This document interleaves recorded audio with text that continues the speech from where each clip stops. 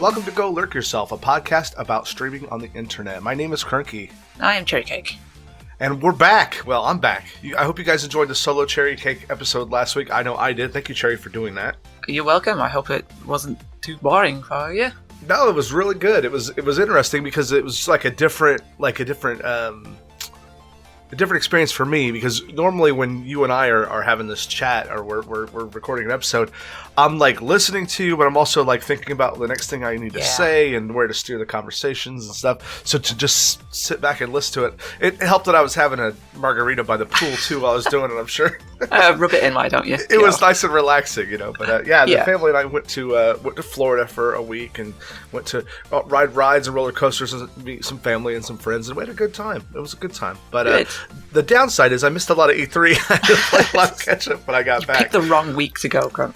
Yeah, well, it was we coordinated it with a bunch of friends and family, so a bunch of non-gamers, clearly, because they said this was a good week. But what we did, Cherry and I, we watched she watched all of it live and was you're chatting with everybody on Discord about it. I was like, oh man, I'm missing out. Yeah, but I tried not to overwhelm you guys with it because I got really excited. I love E3 and it always gets me. It's like Christmas for me. So I tried not to put too many messages in Discord because I didn't want to, one, spoil it for you in case you did want to watch it, and two, overwhelm you with just information about all these games that have just been announced. Nice. Well, I came back. We got off our flight Tuesday evening, the day the real E3 started. I know there was a lot of pre E3 conferences and stuff by Microsoft in a couple places. Not Microsoft, developers like Bethesda did one, I think. Yeah, Ubisoft did one as well. Yeah, Ubisoft, and those were cool. And I kind of I skimmed and got the highlights. So what we thought we would do is we would we talk about the games we've been playing, and then we will go through and hit the highlights, the things we're most excited about, and maybe talk about a couple things that we were surprised or disappointed in. Yeah. So what have you been playing lately, Cherry? Oh, wow. This week has been a bit odd because I did cover last week by myself that I've been playing Final Fantasy VII, so I'm keeping going on that because I do want to finish it at some point. I realised this when I was playing it actually, and I was like, I got to a point up to the story, and my memory of it is really hazy when it gets towards the end of it. So I'm coming across things and I'm like, I don't really remember this area. So it's kind of nice playing that. Also, we have been checking out the new update for Siege as well. Oh, the new operators are live now, yeah. Yeah, Warden and Nock are now live on the actual servers. I think you mean James Bond and Snake Girl. Yes, those two. Yes. Somebody on Reddit drew in a picture of ever since I noticed this, I can't unsee it. How Nook's helmet looks like a snake head, and then there's a line coming down in the netting of her face that looks exactly like it's a tongue. You said that last night, and I was like, can't unsee that. No. Can't unsee it. So, what's been your impression of the new operators? Do you have the pass? Are you playing them yet? No, I haven't actually had a chance to play them yet, but I've come across them a lot. Warden, I don't really have an opinion on yet. He's killed me a few times. Not disparaging that, but Nock is an interesting one. We played against her in the new, the last map that was introduced. So the Australian one, the Outback one. Yeah. And I remember I was on the cameras, and it is basically just what Vigil does. So she kind of goes camouflagey, invisible when her ability is on, so you can't spot her on the cameras. You can sort of see that she's there when she moves because it has the kind of shimmering effect on her. So I did some research on that because I saw the same thing you did on the test server, and I was like, what is the deal? If she's running, she shows up as a digital pixel thing. Yeah. But if she's not running, she's just invisible on cameras. If that ability's up, and that ability also makes her a quiet step as long as she's not running, like Caveira. Okay. So nice. That's probably the most underrated thing about her that most people it's not, they didn't make a big deal about it, but her quiet step is literally you can sneak up on people on attack. And, I mean, as long as you have that ability active. Yeah. I also talked to a few of our friends about Glaz's ability being nerfed slightly as well. So now when he distributes a smoke grenade and he looks through it with his infrared, it will stop working if you move while down scope, which is pretty cool. I think that's a good nerf for Glaz because he was kind of OP. I'm going to call it a slight nerf. I've played with it a few times this week, and it's like, unless you're like full on sprinting through smoke, it takes it a couple clicks to go invisible again. Yeah. Or to go opaque or whatever you call the smoke. So, because there's a meter on the side. Have you actually seen the meter? Yes, I have. Yeah. Yeah. So it's pretty mild when it comes to nerfing him. I don't think it's that bad. Yeah. Is that all you've been playing? Yeah, I haven't. Sorry, that was an awkward pause. I thought you were going to carry on with something. No, I haven't ventured into anything else this week. Final Fantasy has just taken up a lot of my time. Well, it's funny that you mentioned that, and it's not funny. It's actual, because you mentioned it on the podcast last week, and I listened to it.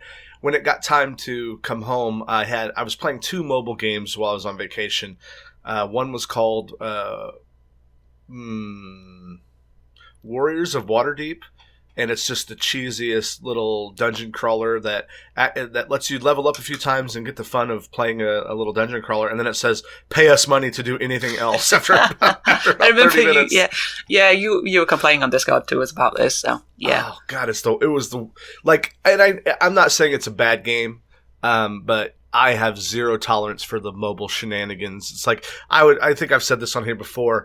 No one will ever do it again because Nintendo tried it and it bombed. But I would pay $10 or $15 or $20 for a good, well-rounded, crafted mobile game that would just be a fucking game and not have to be loaded with microtransactions. So I turned that off. That game and another game that I tried was Nintendo had one called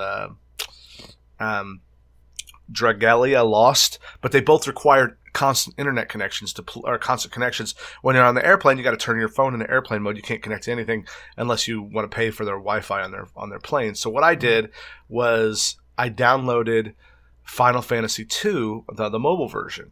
Oh, right, and okay. I grew up playing Final Fantasy II on the SNES, and it was one of my favorite RPGs of all time. So I thought, well, even if I only play a couple hours of it, it'd be a nice little nostalgia romp. So I downloaded it, and I got it installed. I'm playing it on the plane, and I was having a good time. And I'm like, man, I really don't remember this area. I don't remember these characters. Yeah. And I'm looking, and it was like really hard. And that's when I realized that Final Fantasy II that you can buy now is not the Final Fantasy II that was on SNES. So okay. I did some research. Here's what happened. Final Fantasy is made by Square before Square and Enix joined, and they made Final Fantasy 1, 2, 3, 4, 5. Like really, like every year for the first. Well, I don't have the timeline exactly right, but they made a bunch of them. They didn't all make it to the USA. Final Fantasy 1 was on the NES, and Final Fantasy 2 in the US was actually the Japanese version of Final Fantasy 4. Yes, yeah, because there's a big discussion about what the correct numbering is. I do know about this. Yeah. Yeah. So when I downloaded Final Fantasy II on my Android, I thought it was the one I played as a kid, and I didn't pay any attention. I don't really remember, other than the 4 that I played or the one that I played as a kid on SNES had Cecil and Sid and airships, and it was like the focus of it. I'm not a Final Fantasy fanatic. I've only played a handful of them. I think I've played the 2 I just mentioned, Final Fantasy 1, and then I tried to play 7 once on PC, but it was like a couple of years ago. It was way too late. I had a real hard time getting into it. But I played Final Fantasy 2 on mobile, and then last night I was like, you know what? I wonder if the Final Fantasy 4, the one that I played on SNES, that was actually called 2 then, is on PC. And I'll play it. I was going to play it last night for a little bit before I went to bed. And I downloaded it. I played it. I also installed Final Fantasy 7, which requires a Square Enix login. Have you had to go through that nightmare? Quite possibly on PC. Yeah, it was a real bear to get logged in. You had to have like a one-time key and a security code and an email. It was very obtuse, like, for me to get in. But anyway, long story short, I booted up Final Fantasy 4 to play on PC, and it's completely 3D. It looks like an N64 game. It's got it's 3D rendered, but it's got like really crappy textures on everything. And the characters are like chibi. They're like little dwarf looking stubby little characters, and I'm like, and they've put cutscenes in and voice acting, and I'm like, if this didn't look like someone threw up on the screen, it would actually be fun to play because it's animated, but it is awful. Google real quick. Google Final Fantasy IV for Steam, or just pull it up on the Steam store and look at the pixtures of the characters. Okay, like it's distractingly bad. Like they texture the characters, but it's still like really big, pixelated, almost Minecraft-looking textures on stuff, like purposefully low res. And I'm like, surely I have a setting turned off somewhere. You see what I'm talking about? It's awful. That is not good. No. But the story, it's going to be way better than playing it on the 2D sprites that I played on the SNES, even though I really liked that game. But now they're animating the cutscenes. It's not 100% voice acted, but the big story parts are. Yeah. And I'm going to play it. I'm actually having fun. I booted up just before we recorded this podcast again to check and see. Surely someone has retextured this with a mod or something like that. Yeah, maybe. But that's what I've been playing. That and the Rainbow Six update, obviously. All right, well, let's go ahead and get into the E3 highlights. Would you like to go first? What was your, top? What was the biggest highlight surprise that you enjoyed about E3 so far? Highlight, I think. Can you nail it down to just one? I know you were geeking out about the whole thing. No, well, yes, absolutely fangirling at the whole thing. No, definitely my top one. It has to be the Final Fantasy VII remake. Yeah, that looked great. Yeah, didn't it? I remember when this got first announced, or like kind of like teased that they were making or doing a remake for 7, and it's been so long in the making because they've just had so many issues behind the scene with production and development and that kind of thing. But to actually see gameplay and like actually fighting things, like proper actual footage of people playing it blew me away. I can't tell you how excited I am for this. Man, if they pull that off, it's going to be really impressive. Because you're not just, it would be like if Nintendo went back and redid Ocarina of Time and modern graphics. They would screw it up. They would screw something up. They would do something so stupid that we just, if you're a fan of Nintendo, you know how it is. So I fully expect it to and they're messing with.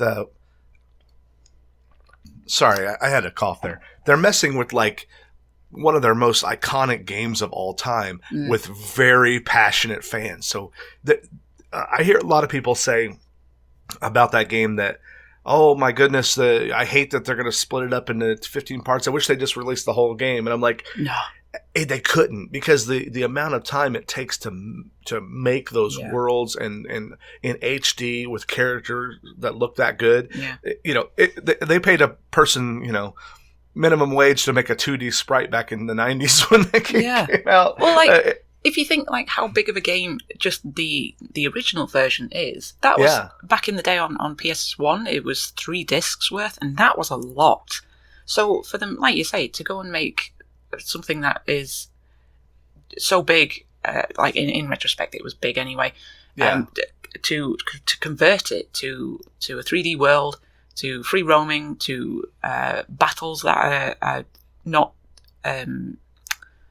time-based or turn-based, sorry, and to give them they've all got voice actors as well. So for them to go from something relatively, compared to what we got now, simple, to something so complex, it's going to take time. And I don't hold that against them at all. I would prefer, like you have said many a time, I prefer them to take their time and do it right, than release something that is not finished and poorly done. Exactly. And it was Nintendo when they made the Wii U that I remember reading an article where I believe it was their former president, Iwata. Is it Iwata who passed away? Yeah. Yeah. Who said that they were really taken aback when they jumped from the Wii to the Wii U by how much extra time and manpower it took to do HD textures and HD everything, and to make their games look more modern. Because you got to remember, they were late to that game. Xbox 360. I remember being in a department store, and I am not an Xbox fan. I'm not a Microsoft fan. That may be changing now that they're look to be going cross-platform again. But I saw an Xbox 360 display, and I looked at it, and it was the first time I'd seen a video game in HD, and I'm like, oh, that's what people are going on about. This looks amazing. And I'm sure it looks like ass right now to our, but, even Nintendo came out in, 2007 with the Wii, and that was not HD. That was 720p, I think. The default one came with freaking RCA cables. You had to go buy I do remember that, yeah. So, that was 12 years ago. It doesn't seem like that long ago, but technology and the graphics. I mean, you look at what was the game? There was a game at E3 this year that I when I was watching the coverage on, maybe it was IGN, they were like, "Well, the game doesn't look very good." I'm like, "What's wrong with this game? It looks fine." But it looked. They said it looks like last gen. I'm like, "Do you mean like Xbox One before the Xbox One X upgrade, or do you mean because it doesn't look like a Wii game? It doesn't look like a 360 game." But But yeah, I'm excited about that Final Fantasy VII, and I was actually thinking about that last night when I downloaded the old one again. I'm like, what am I doing? I'm just going to wait for the new one to come out and play it then. Yeah, they've stated the release date for the first part anyway is in March next year. So not. Oh, they gave a release date. I missed that. Yeah, it's not a million miles away, which is nice to know. Providing that there's no further setbacks. Delay. Yeah. Yeah, we'll see. There's one thing I do want to talk about when it comes to delays. Not that I give a damn at all about this game, but Animal Crossing got delayed till next year. Yes. And I understand, even though that's not my game, I understand a lot of fans out there are clamoring for it and they're upset that it got delayed. But one of the things that the new president, Doug Bowser of Nintendo of America, said just was FYI. Can I just say, that is the most apt name I have ever heard. Yeah, exactly. If Nintendo goes down a dark path now we know where it came from. But anyway. To be fair, it's Nintendo of America. They don't really have a lot of say in the business direction. That comes from Japan. But he said that part of the reason that the game got delayed, I don't know how big of a part, but he said part of the reason was you're aware of this concept of the programming crunch that happens in the industry where they basically say everyone has to work all kinds of overtime because we're in crunch period to hit a milestone. There was a massive debate on that on Twitter. I think it was because of the Sonic movie as well. And there were a lot of people saying that because they petitioned them, or that they complained so much that they're having to redo Sonic in the movie. There were a bit of concern about the animators that were going to get overworked, underpaid, and not appreciated enough. So, yeah.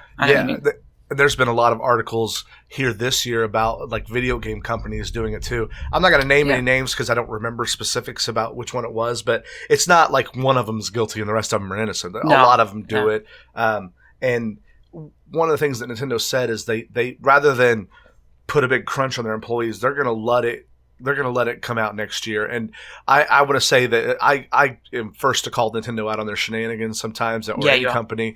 And that I respect the hell out of that. That they would rather do that, because just like a good game, was it Miyamoto who said Shigeru Miyamoto who said a good game delayed is still a good game. A bad game released on time is bad forever. And that's I agree with that, or at least the experience can be tainted. They might be able to patch it later. Cough cough. What was that space game? No Man's Sky. No Man's Sky. Hey. It's a great game now. Yeah. Yeah, you just had to wait 1.5 years for them to fix it. I didn't think it was longer than that, wasn't it? Yeah, that's my point. Is like, if Sony would have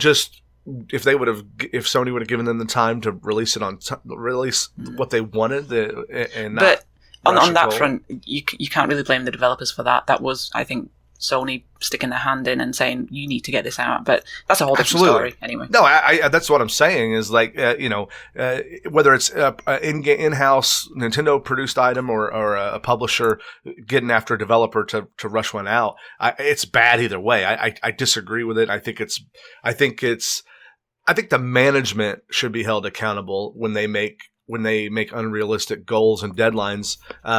Unless someone really messed up, you know what I mean? Yeah. If a management says this game will take 1.5 years without knowing exactly how long it will take, or being ready to step up and go, you know what, we did not foresee these complications. We're delaying for 6 months. Yeah. I don't know. It reminds me of actually I was watching the Treehouse from Nintendo, and I was watching some gameplay on Silksong, which is the new game from Team Cherry who did Hollow Knight.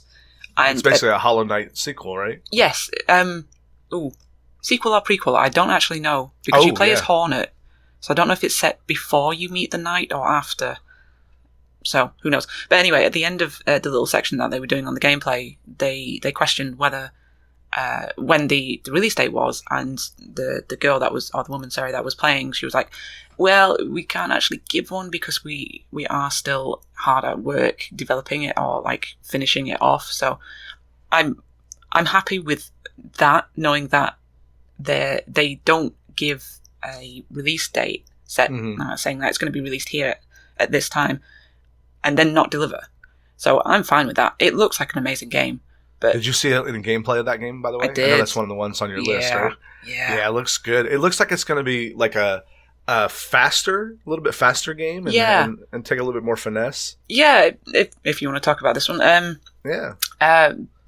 assumed you wanted to talk about this one more than anybody. Well, actually, it kind of slipped my mind, actually, because it's E3. There are so many games that are announced. Some of them just fly past you, but Silksong looks really good. It is very in the vein of Hollow Knight. It's it's the same style. It is what Hollow Knight is, but you play as Hornet, who you met in the first game, and you actually he got it. But she was we're doing the sounds from the game, by the way. We're not insane. If you've never played it, having a moment. Hollow Knight has amazing sound design, and one of them is all the characters have little like non-English gibberish phrases that are amazing. Everyone apart from Hollow Knight was the Knight was mute. But actually, that's one of the things that they pointed out in this one, is that Hornet is what's the word I'm looking for? She has a voice. No, she has a voice. Like she's voiced. Yeah. So it looks. I'm really impressed by this. I've been looking forward to this ever since it was announced. I can't remember what it might have been last year. And I was saying to Krunk in our Discord as well that the style that the colours that they've gone for are so vibrant. If you compare it to the first game, it's a lot different, a lot brighter. And the character, Hornet, as well, has different kind of physical attributes to her as well. They were saying that she's, like Krunk was saying then, a lot quicker. She's also very more agile as well, so you have the ability to like climb up on things as well without having to go and discover the ability.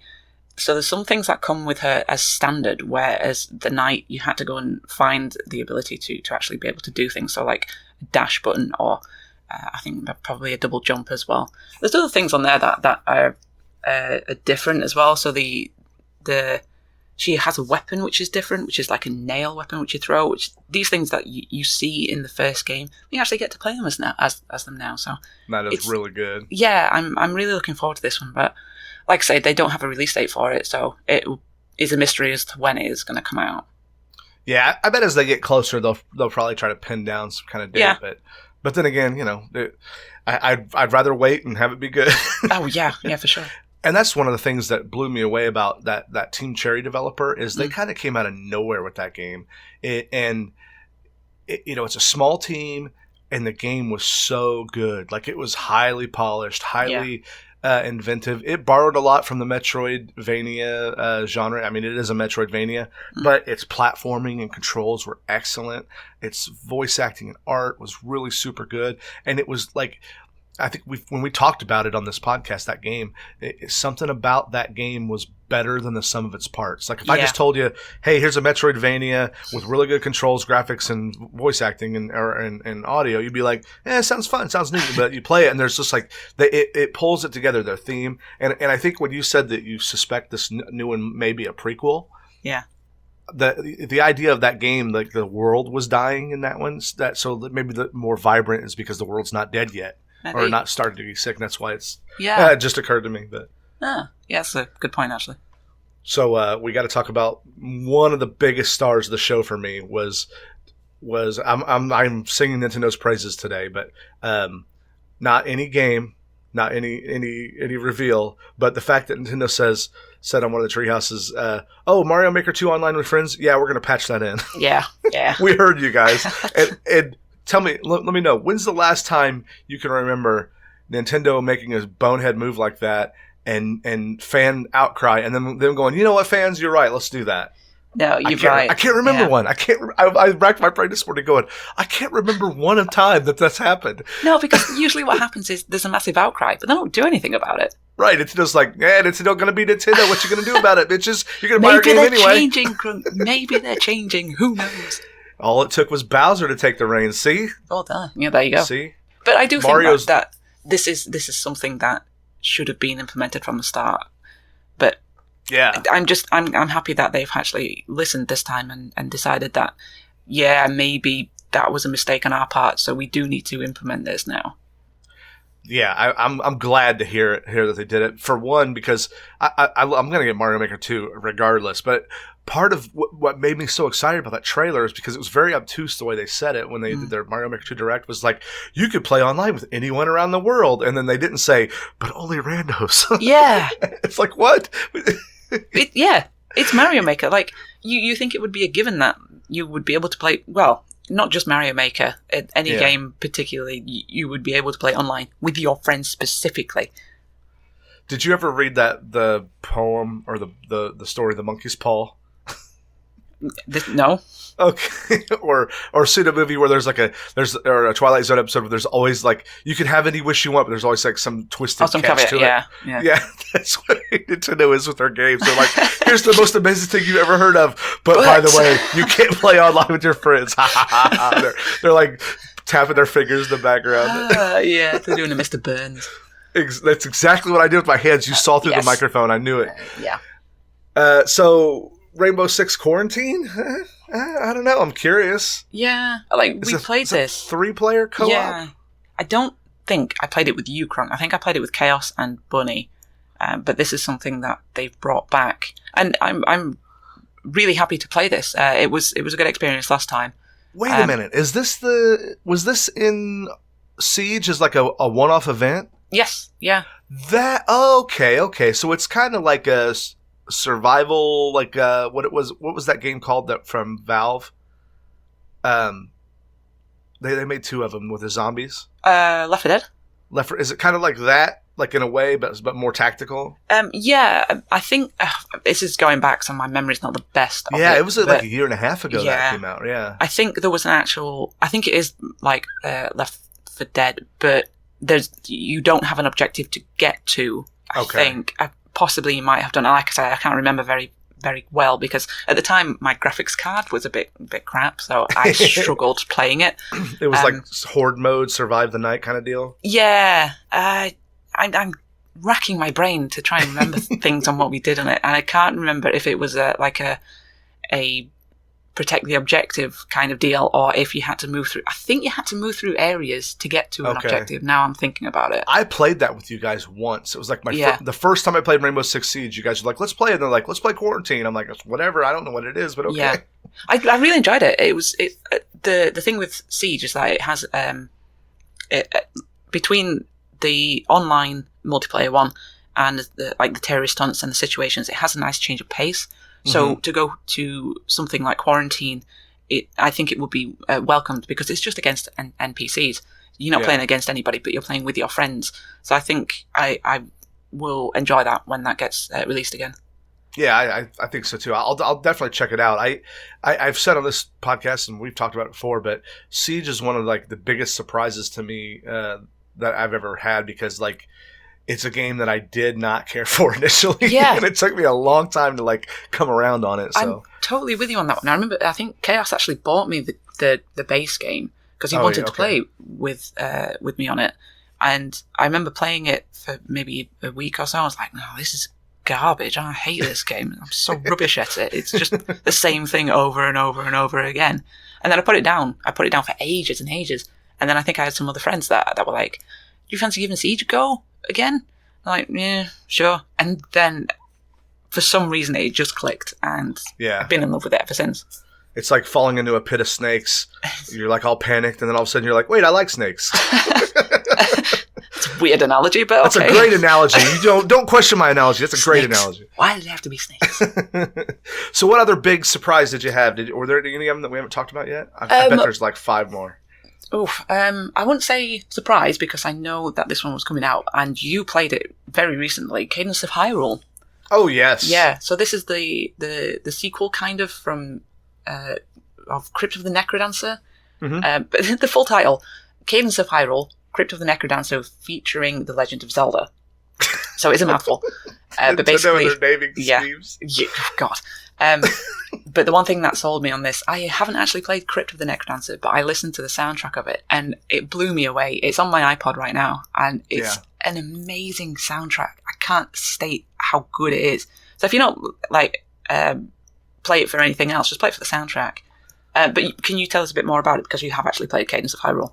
Yes, the first thing I'm going to tell you is make sure that your Joy-Cons are updated and don't have any desync. I was playing it on stream, and every 7th or 8th time I would push a direction, my character wouldn't move, and it would say you missed the beat. This is one, the more you have to jump, you move, you jump, you hop around, okay? In this game. To the beat. And if you miss one, your little like Guitar Hero, how good you're doing meter goes down, and that's like how good loot drops when you fight stuff. So, and it was like driving me insane, because it was like I kept thinking, man, I'm doing really poorly at keeping the rhythm. As a musician, I feel a little slighted here. So I'm like jumping. I'm like beat. I'm like, I know I'm on beat. I've literally was like thinking that. I'm like, I know I hit that on time. I know I hit it. So what I found out was the left Joy-Con that I had, it wasn't even the one that came with my system. It was the second pair that I bought. Oh. I have, when I have it on the dock, I leave one pair of Joy-Cons charging, and I have one other one in the little second player controller slot thing. Yeah. And I have because there's 3 people in my house, and Nintendo used to make 3 or 4 people games, so I have 3 controllers here. I have the Pro Controller.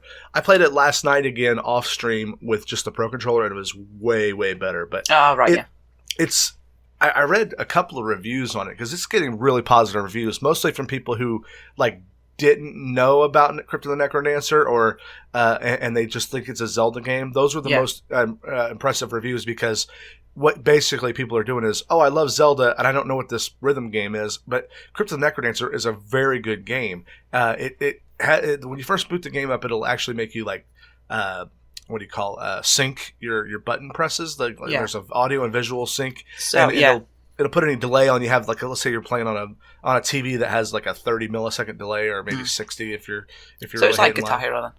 Exactly. So it syncs it up so you can get it in rhythm, and then you have to basically learn the patterns of the enemies. And they have really adapted Crypt of the Necrodancer's game, which is pure roguelike, to a static world where instead of having to lose all your items every time, there's a set of consumables and money, a type of money you can get, which are like rupees from Zelda, that you'll lose those if you die, but you don't lose any of your progression stuff. So sort of like old top-down Zelda games, you have to find the boomerang, you have to find this, you have to find that, you have to find keys and abilities, certain kind of boots to like get around, get in. Like you'll find a dungeon, but there's a big ice thing blocking your way. Well, you have to find an item that'll get through that, right? Yeah. So there is I read like on howlongtobeat.com that the whole thing takes about 8 hours to 100% it if you want to do everything. Yeah. But there is other modes. There's like true RNG mode. There's true roguelike modes. So it's not a game you beat in 8 hours. The main storyline mode can be done pretty quickly. 8 hours is plenty of that game for me. I'm happy with it. And if I really want to play more, I'll do the challenge mode stuff. But there's also like an easy mode that I found out about, where let's say you have a kid, or let's say you love Zelda and you bought it, but you hate rhythm games. You can actually turn off that you have to jump in time with the beat, and then the characters just move whenever you move. Yeah. So you could take your time, and like it's more of a strategy roguelike than anything else. And it really good. I'm impressed with like you said, the soundtrack is fantastic. Yeah. Because I was listening to this last night. I was watching a streamer called Smokelog, and he was playing it, and it's really cool how they've incorporated some of the old Zelda theme tunes, but it's still within keeping to Crypt of the Necrodancer. It's a really good mesh that they've got there. Yeah, it's like if someone would have told me a couple of years ago, hey, Nintendo's just going to hand the keys to the Lamborghini to some one-time developer who made a hit indie game and say, hey, see what you can do with this. Yeah. I never would have thought in a million years. And can you imagine that team? Because they're not a big team. That Nintendo calls you up and says, hey, you want to do something with Zelda with this? Because we dig what you're doing. It just blew my mind. Yeah. It's a great game. I would recommend it to anybody that likes Crypt of the Necrodancer or Zelda. Unless you hate rhythm games, I would recommend it. Yeah. Let's see. The next game that I think we're just on a Nintendo roll today is Luigi's Mansion 3. Ooh, yes. I'm very excited for this one. Yeah, I liked Luigi's Mansion 1 on GameCube. I played it a long time ago. And then I played the 3DS one. I didn't finish it because the 3DS is made for tiny people and I have giant hands, so like trying to play it really cramps my hands up. I actually bought one of those things that you set the 3DS in and it puts little handles on the side. Oh, cute. And I played through it. It's a great game, but the whole time I played the 3DS version of Luigi's Mansion, I don't remember the name of it, whatever the second one was. The whole time I played it, all I wished was, I wish I could play this on my TV the whole time. Yeah. So having this third one be an actual Switch exclusive that you can play in docked mode, has online multiplayer, has other newer advanced mechanics. Nintendo does what Nintendo does, and that's they iterate on a theme. So they don't ever just put out a direct sequel. Everything controls the same. It's going to be different, but I'm excited about it. Yes. How about you?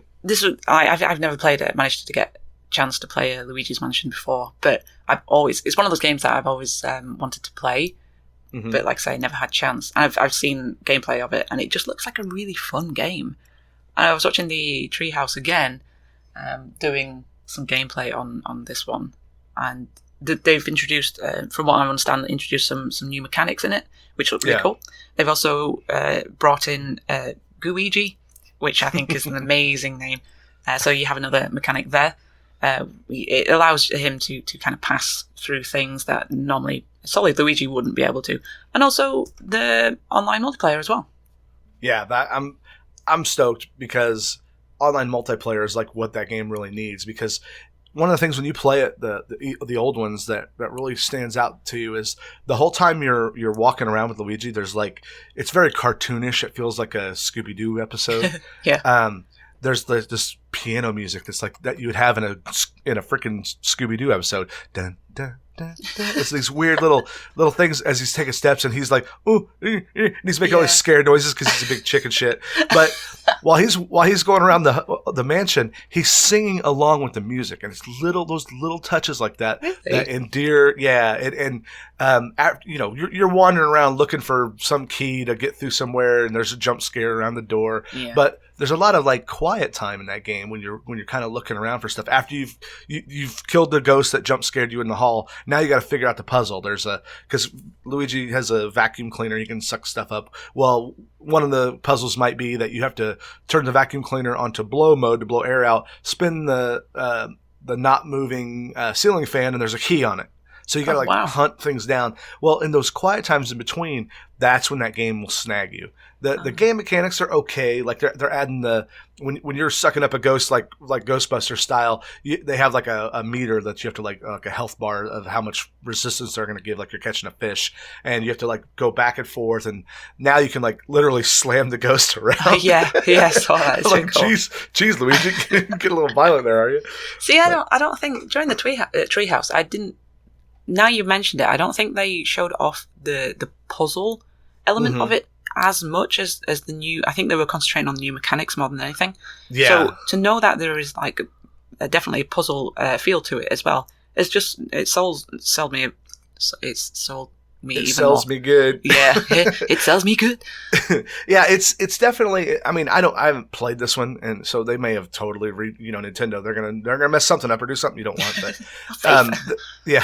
the other two were I would say 25 to 35% action, and the rest of the time is backtracking, looking for stuff you missed, collecting coins, getting the stuff you need. Now will they change that a little bit? Probably. And then there's always like in especially the second one, which is called Dark Moon. It just came to me. There were different levels you went to, and there were rooms in the levels you would unlock, or you figure out how to get all the doors unlocked and get through to where you needed to go. Sometimes it was like move an item. There was a little trap door behind it to crawl through. Then there was a boss at the end of the section. Yeah. And Dark Moon, I think, is where they made the first one was just a big mansion, and you had to like make your way through it Resident Evil style, finding keys and things, and then you'd get interrupted by a ghost fight every now and again. Yeah.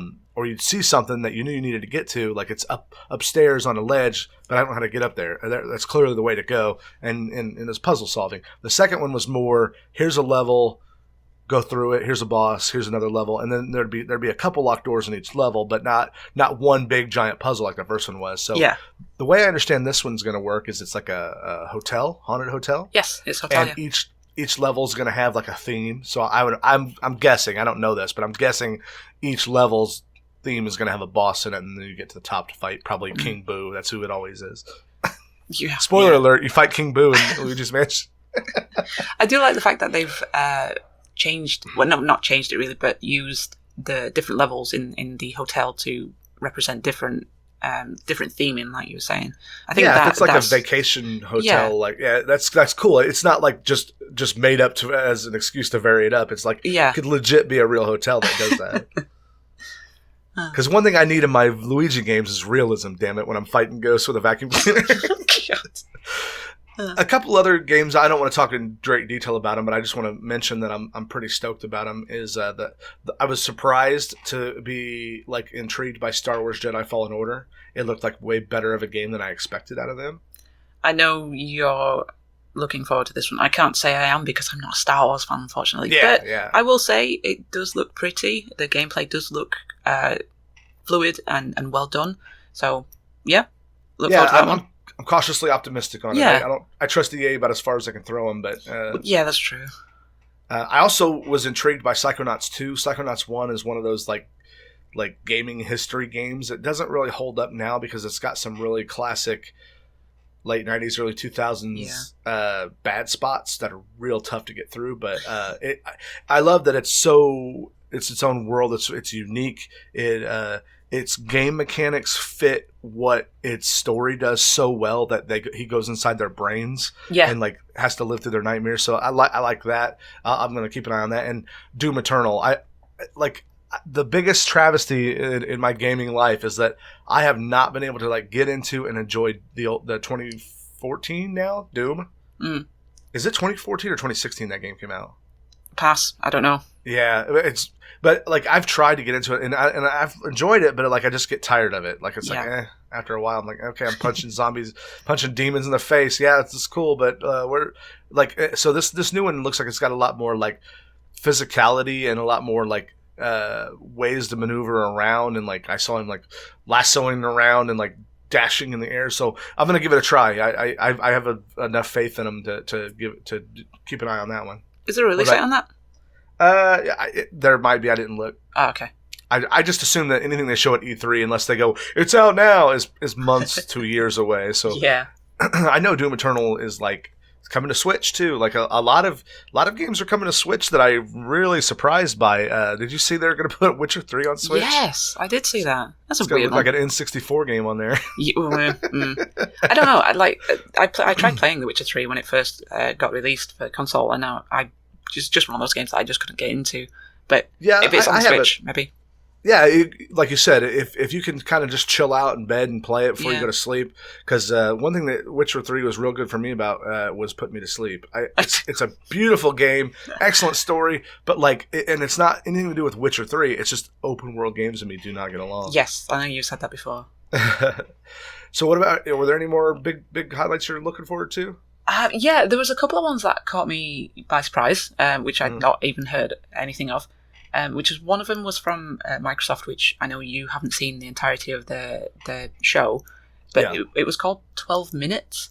Yeah, I saw that. Yeah, I skimmed it. I just didn't watch the whole 4-hour presentation or whatever it was. I just call yourself a fan.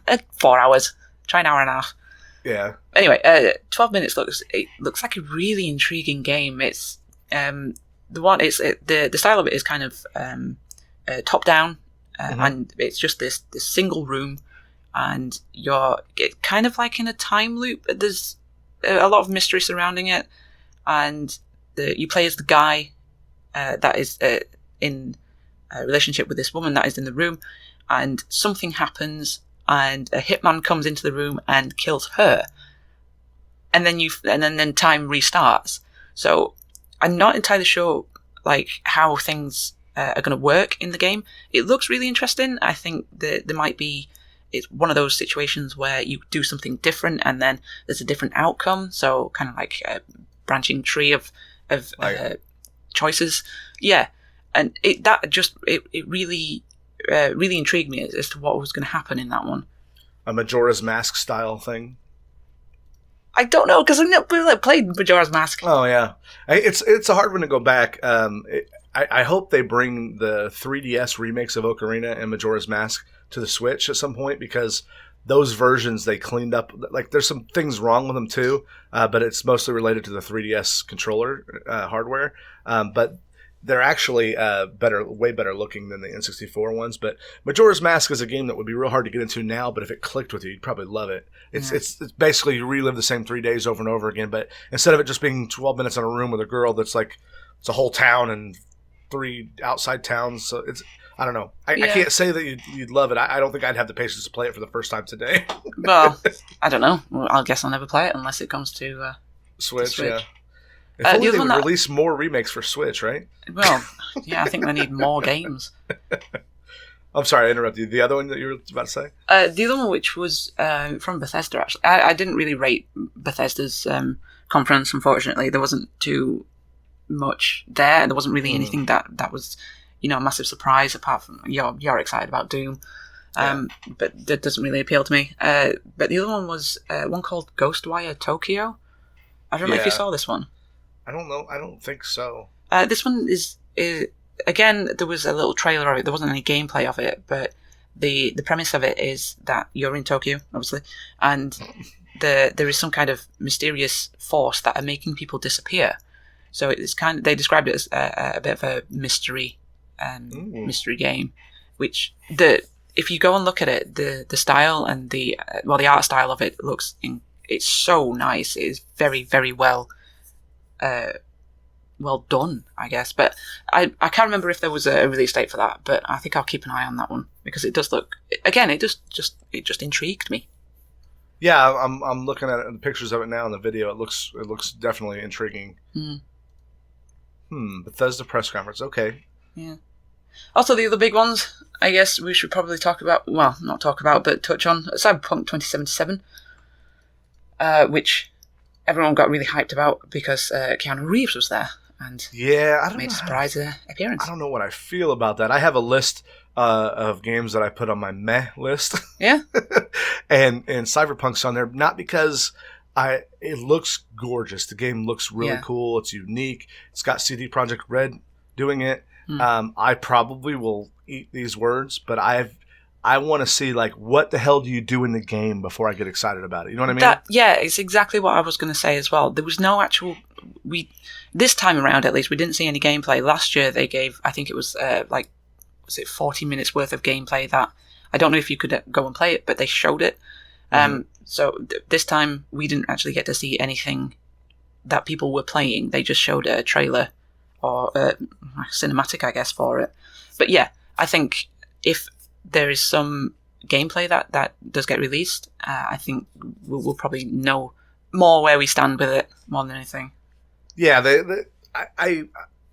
I want to keep my eyes open on it for sure, but this is what the second E3 in a row where it's been like, oh my god, Cyberpunk, oh my god, and I'm like, what are people excited about? Yeah, Keanu Reeves is a great guy and a great actor, and he's apparently very handsome. All the ladies love him, but he's going to be a character in the game. And all the cynic in me says, okay, how bad is your game that you got to pay Keanu Reeves to be in it to draw people in? And that's not fair, because it might be a fantastic game and he's only going to make it better. But that was like, I before you show any gameplay, you're going to announce that there's a big star in it and have him come out on stage and go, hey everybody, this game's good, I promise.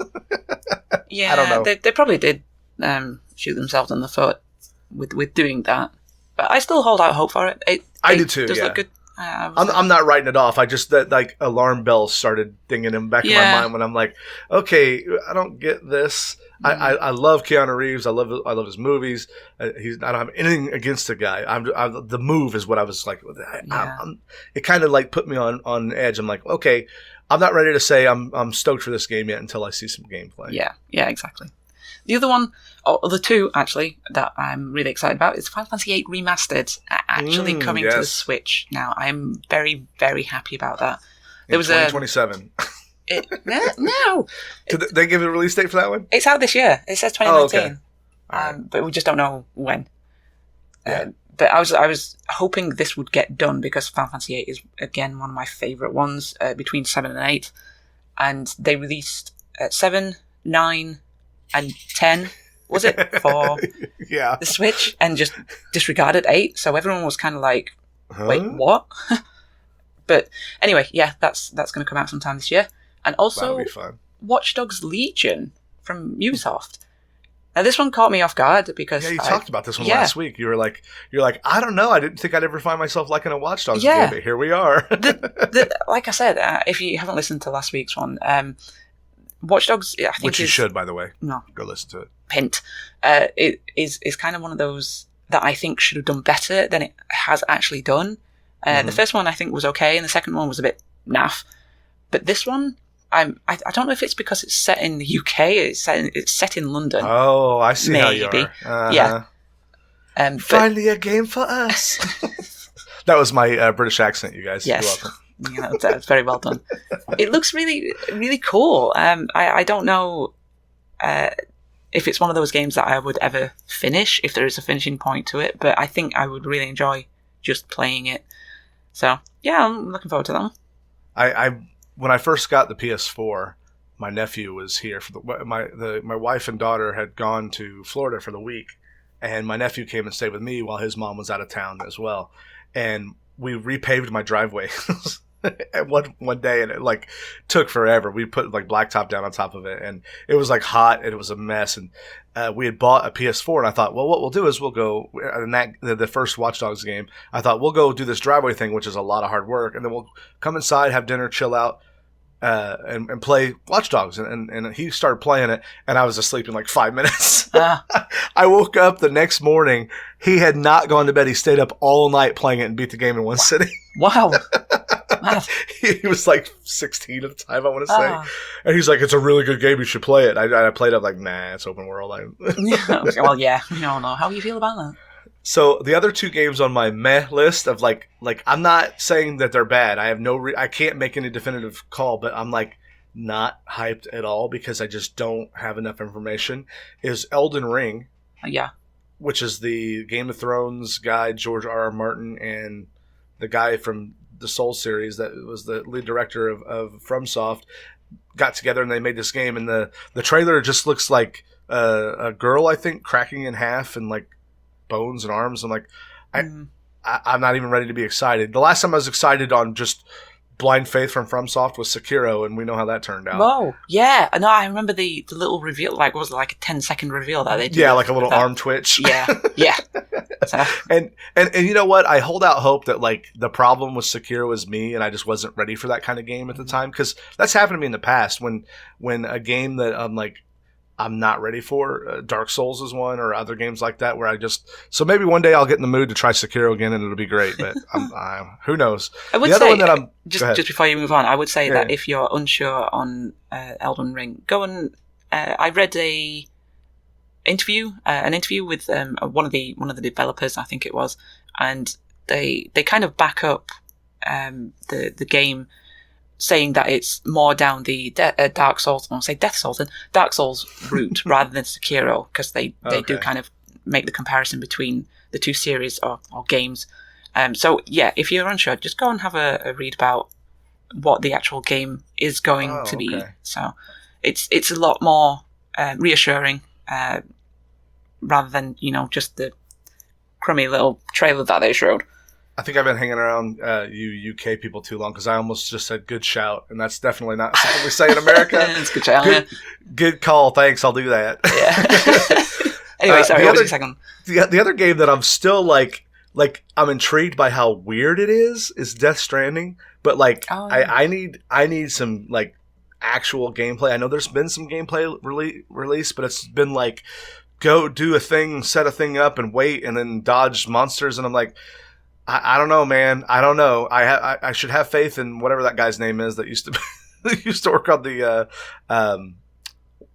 Metal Gear games. But I'm still like reserved. I'm like I'm not gonna buy that sight unseen. I'm gonna wait and like watch some read some reviews, watch some gameplay before I make the call, because it's just like I love weird for the sake of being weird, and like especially if it's an actual puzzle you can solve, but those Metal Gear games, sometimes they don't actually tie up. You know what I mean? The story's kind of like set all these loose end threads.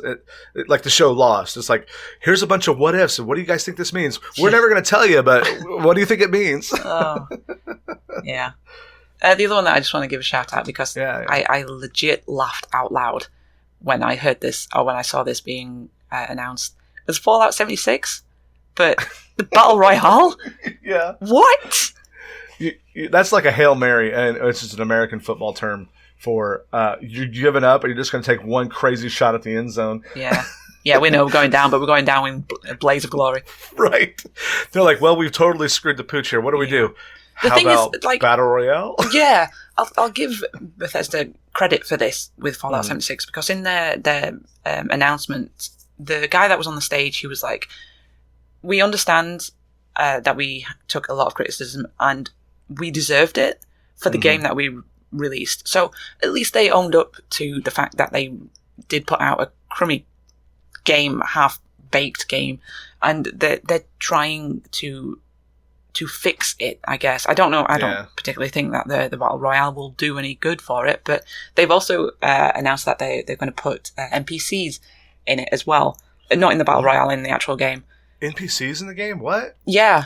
And from the start of the game itself, when they first released 76, they said that there were never ever going to be any NPCs, so they've double backed on that as well. So it may just end up being a Fallout game at the end of it. But man, gaming in 2020, buy our game now, and maybe we'll fix it in a few years if enough people buy it first. Yeah. From these big publishers, I'm not gonna rant. Deep breath. These big publishers, they've been doing this a lot lately, and it's I hope we market correct for it. I hope people. I was really hoping Fallout 76 would not sell very well, but it sold well enough that they're going to put money into putting more modes into it. So there's a player base that justifies it now. Yeah, which I find really difficult to believe.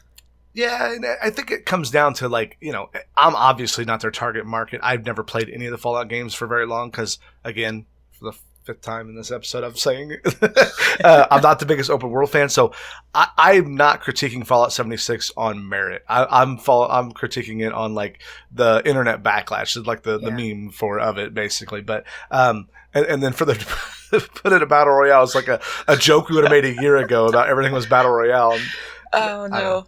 I honestly laughed at that, man. We can't get out of here without talking about what I think is the biggest reveal of this E3 that I did not expect. Ooh, go on. Do you know what I'm going to say? No. Did you already? Lest we forget, Breath of the Wild sequel. Oh, yeah. Yeah. To me, and that's what Nintendo started with, right? Or no, I didn't watch it in real time. It was toward the end, wasn't it? Yes, it was. It was the very last announcement. So I'm very, very optimistic about this one, and I'll tell you why. Because I don't know if I've told you yet or not, but I'm not the biggest fan of open world games. Really? I've not heard that. and I had a hard time getting into Breath of the Wild, but this one looks like it might be a little different, and I'll tell you why. It was one of the videos I watched. They asked Anuma, I think Anuma, that's his name, the lead designer on this game, about, hey, we noticed that in the trailer, Link and Zelda were on a horse together. Is this going to be like a co-op gameplay kind of game? Ooh. And he's like, very interesting. I don't have any information about that at this time, but he didn't say no. I'm paraphrasing. Yeah. So, and the other question of them that made me think that there's something special about this is they said, where would you put this in terms of like the trailer looks very dark and like in theming and gruesome. The Ganon like is a dead guy who comes back to life with red eyes and looks like a zombie and it has like creepy backward music going on and like all these weird things. And Link seems to like his hand lights up like almost like he's not in control of it, and his face looks like he's in pain. And they're like, this is kind of dark. Where would you put this? And he says, I'd say it's a little bit darker than Majora's Mask. And while I'm not the biggest fan of Majora's Mask, one thing you have to respect it for is it is dark as shit. It is literally a game about accepting death. If you really look at it, it's all the theming of it is all the characters in it are faced with their own mortality. That's why I say that if you do ever get into that game, it is a powerful experience because it's not one conversation you have. Like for me, one of the biggest problems I have in a video game is when you're reading dialogue in a box from an NPC. Is the jump from this is just a generic NPC that I know someone else wrote the story and the jump from that to I care about this character and I'm upset that they're dead or I'm upset at a decision that they made. That's a real hard thing for me to get into in video games anymore. Like I've played too many of them, I think, because like I think I've mentioned this to you before. When I play World of Warcraft, when the farmer says, I need you to go retrieve my 4 hogs, and it has this big long story, all I do is go, 3 hogs, got it, let's go, give me my XP. I don't care about the story at all. I don't even buy it. I know it's just bullshit, right? Yeah. And if the thing about Breath of the Wild is that because you're playing those same 3 days over, not Breath of the Wild, sorry, Majora's Mask, because you're playing those same 3 days over and over again, the moon's coming down the whole time in slow motion. It really gets in under your skin after a while because you talk to this character and then they like the first day, they're wrong. That moon's not going to crash into Earth. That never happens. Well, or Termin is the name of the town. It's not going to crash into it. And then like by the 3rd day, they're like, oh my God, what am I going to do? We're all going to die. And it's little kids and adults and some people like welcome it. Some people are scared of it. Some people aren't scared of it. And it really like creeps into you and you get this overwhelming feeling. And by the end of it, you accept the fate of the hero, and that's really what the whole story is about. So if this new game is anything like that, and they have any kind of like real emotional weight to it, because that's one thing about Breath of the Wild. I found the trailer for Breath of the Wild way more engaging than most of the story in the game. Like one thing I think Breath of the Wild could have used is just a little bit more cutscenes or no, I have to defend this though because the thing with Breath of the Wild is that it doesn't give you this. Oh God, I hate this, but I'm equating it to Dark Souls because it doesn't give you the story outright. You have to go and find the memories because Link's obviously lost his. So if you don't find, it's not essential that you go and find those memories that are scattered around. Was it Hyrule they're in? Yeah. Oh God, I questioned myself then. Link's the green one. Well, blue in this one. Wait, Zelda's not the main character? I know. Everybody is. So you have to go and piece together his memories from finding these artifacts that are scattered around the actual island itself. So I think there is a story there, and there are cutscenes in those memories as well. There is a story, but again, similar to Dark Souls, you have to go and find it. It's not given to you on a plate, but it's not mandatory to go and find these memories. So, yeah, I understand what you're saying, but there is definitely like depth to Breath of the Wild, but you just have to go and find it. I agree, and I appreciate your point. But what I'm saying you're wrong. is that no, you're not wrong. I'm saying it is great that you have to go find the memories. It's very much what the whole quest is like, because he doesn't remember anything. He wakes up and he's like, "How did I get here?" Yeah, and he has to piece it together. I just wish, like, during the bosses or like at the end of the game, which I've seen, I've not played, but I've seen it, that there was more like emotional weight to it. I didn't get that. I'm probably what, 3/4 almost. I'm almost to the end of it. I just didn't, and I've got probably half the memories. I didn't get drawn into the story like I obviously love Dark Souls, and I love how they don't tell the story in that game. So I can definitely be a sucker for that. I guess what I'm saying is that I was really anticipating an engaging story from the trailers, like a cutscene filled story. And that's what I wanted from Zelda. I understand that's not what it is. And I'm hoping maybe the sequel does more of that, has more dialogue, because if it's a co-op game, there'll be more opportunities for them to like talk to each other and stuff. That's all I'm saying.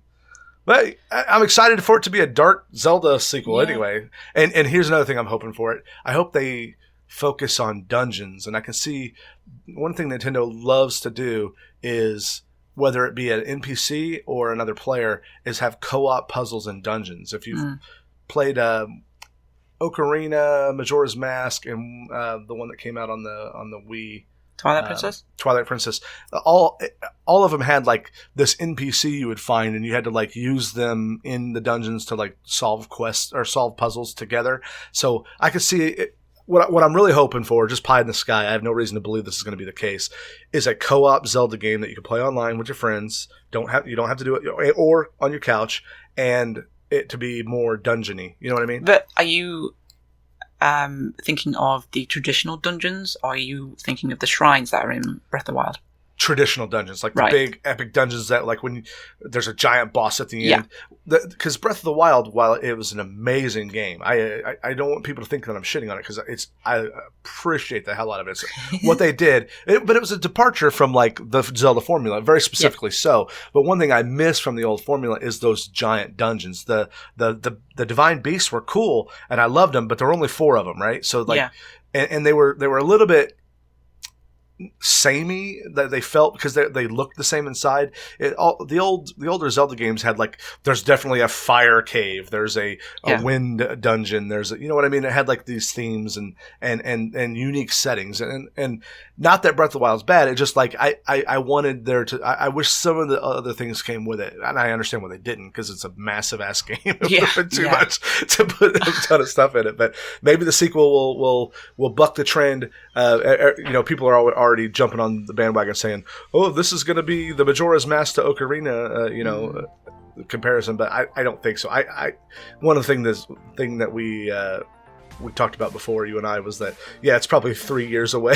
At optimistically. It said at the end of it, it's in development, so they're nowhere near finishing that. So don't expect it next year, guys. All they did was make that trailer, and that's it. Yeah, pretty much, yeah. That's what they got started on. I don't know, just throw a zombie Ganon in there, fuck it. The end game's just going to be nothing like it. Yeah, exactly. Oh, man. Well, I think that's enough ranting about E3 for 1 week, don't you think? Yeah, I know we didn't cover a lot of the games, but there's just far too much to talk about during E3. There's so much that's just being announced. Tweet at us if you want us to talk about any more. We toyed with the idea of making this a 2-parter. If there's enough interest in it, we'll record an extra episode and put it out. Speaking of, you can reach me at Krunnky TTV on Twitter, or you can find me at twitch.tv/Krunnky, and that's Krunnky with 2 N's. How about you, Cherry?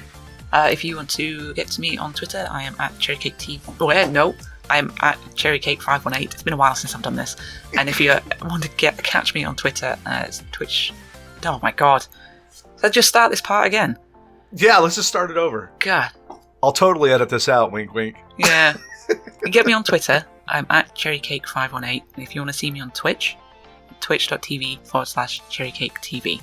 We got there in the end. There you go. And you can also tweet at the GLY podcast, or is its own Twitter account. And you can actually hashtag anytime you want. If you hashtag GLY podcast, it will retweet from there automatically. So you guys go ahead and hashtag any questions you have, or do it at them. And if you have recommendations for us, you can tweet at either one of us individually, but you can also just tweet and hashtag that, and I'll see it. Any ideas you have, anything you want us to talk about on E3, or if you want to tell us how much we're terrible podcasters, you can do that too. I get a lot of those. Yeah. But anyway, we'll see you guys next week. Have a good one. Bye. Bye.